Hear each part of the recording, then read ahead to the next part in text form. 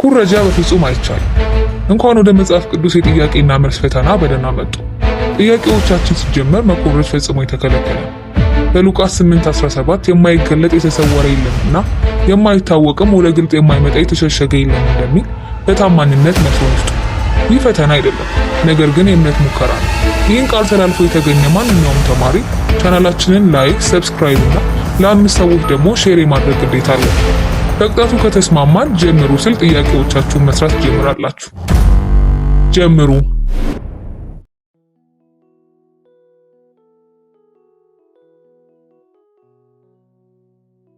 የዘፍጥረት መጽሐፍ ጸሐፊ ማን ነው? ሀ አሮን፣ ለ ሙሴ፣ ሐመሩሃ ኢያሱ፣ መ ካሌብ።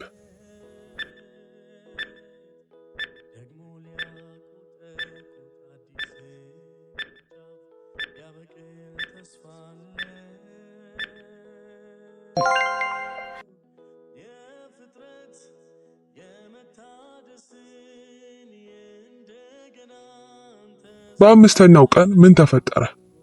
ሀ ብርሃንና ጨለማ፣ ለ የምድር ቡቃያ፣ ሐመሩሃ እንስሳት፣ መ የውሃ አካል።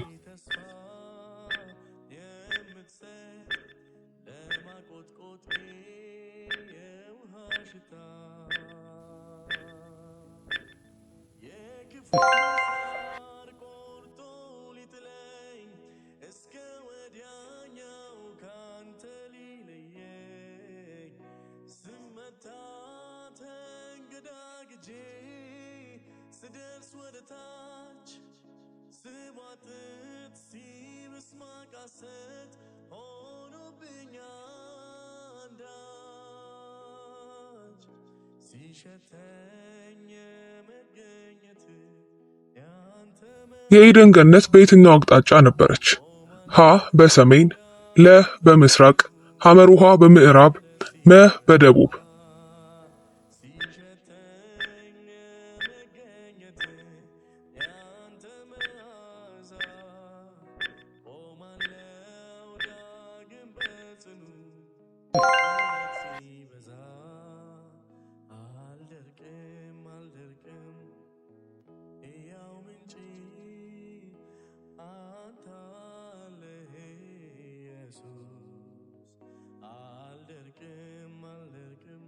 የማቱሳላ ዕድሜ ምን ያህል ነበር? ሀ 969፣ ለ 989፣ ሐመሩሃ 919፣ መ 959።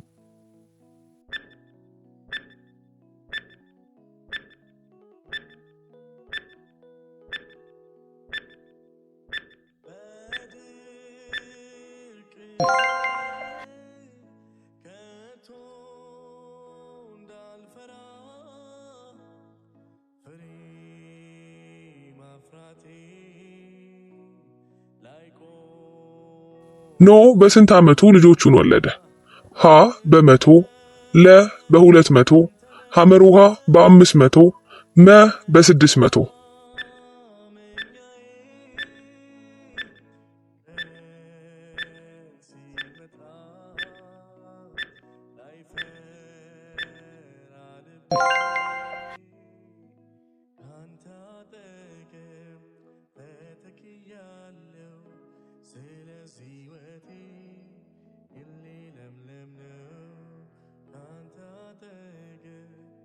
አብርሃም የሚኖረው በየት ሀገር ነበር?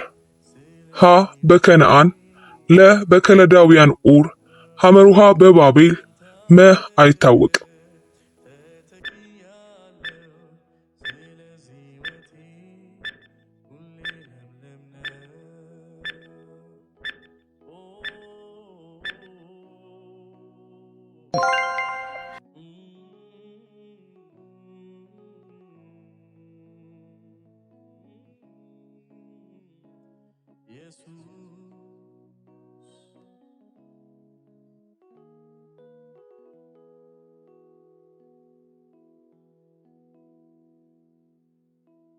አብርሃም ሳራ ከሞተች በኋላ ያገባት ሚስት ማን ትባላለች?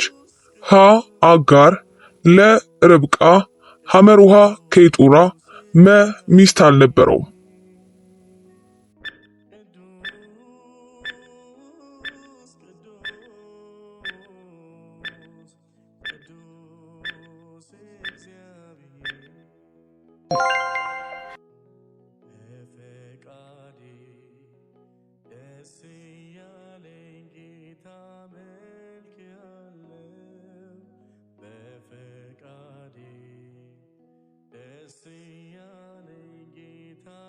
በዘፍጥረት 14 ላይ ያለው ንጉስ ማን ይባላል?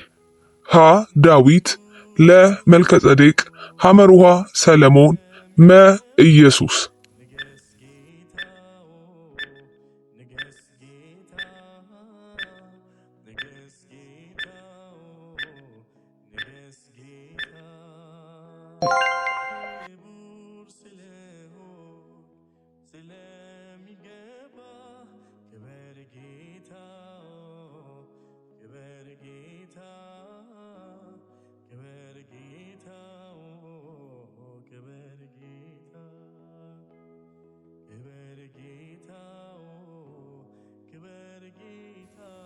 የያዕቆብና የልያ ሴት ልጅ ማን ትባላለች?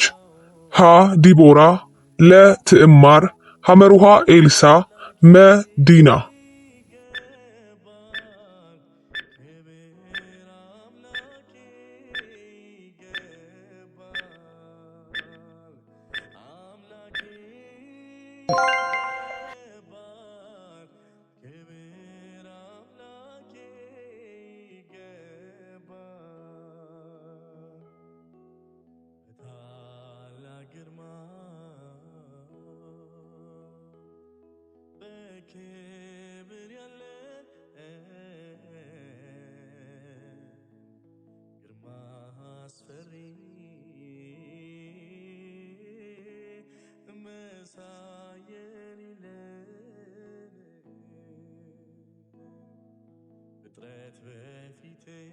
ዮሴፍ በመጀመሪያ የተሸጠው ለማን ነበር?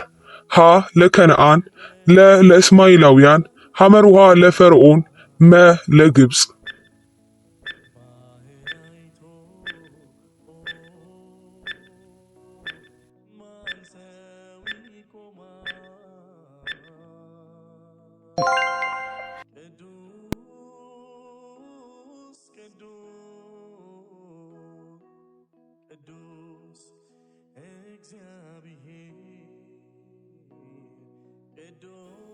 የመጀመሪያው የእስራኤል ንጉስ ማን ይባላል?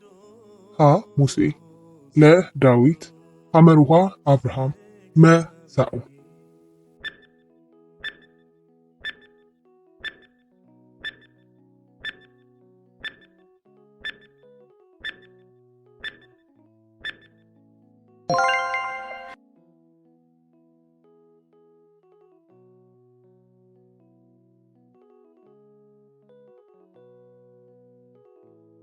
ረጅሙ የብሉይ ኪዳን መጽሐፍ ምን ይባላል? ሀ ዘፍጥረት፣ ለ መዝሙረ ዳዊት፣ ሐመሩሃ ትንቢተ ኤርምያስ፣ መ ትንቢተ ኢሳይያስ።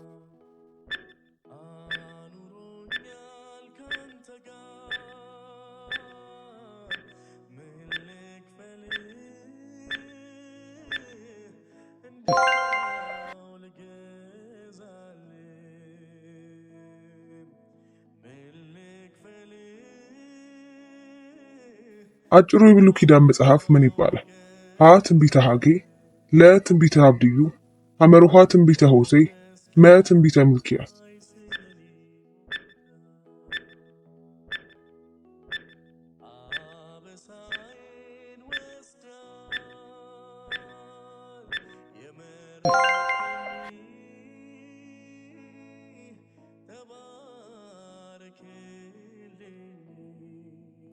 በመጽሐፍ ቅዱስ ውስጥ ለመጀመሪያ ጊዜ የተናገረችው እንስሳ ምንድን ናት? ሀ አንበሳ፣ ለ አህያ፣ ሐመሩሃ ድብ፣ መ በግ።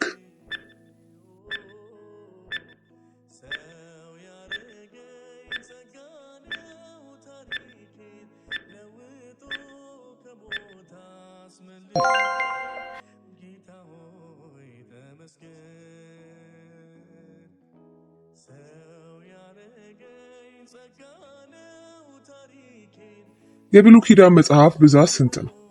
ሀ 27፣ ለ 26፣ ሐመሩሃ 34፣ መ 39።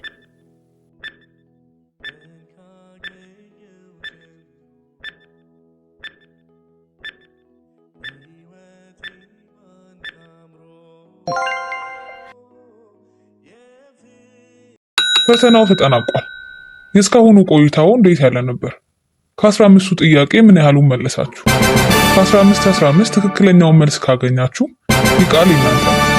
እንኳን ደስ አላችሁ እናንተ በጎ ታማኝ ባሪያ። ማቴዎስ 25:21። ታማኝነታችሁንና የመጽሐፍ ቅዱስ እውቀታችሁን ስላስመሰከራችሁ ተባረኩ። በቀጣይ በሌላ የክርስቲያን ኢምፓየር ጥያቄና መልስ እስከምንገናኝ ደህና ይቆዩ።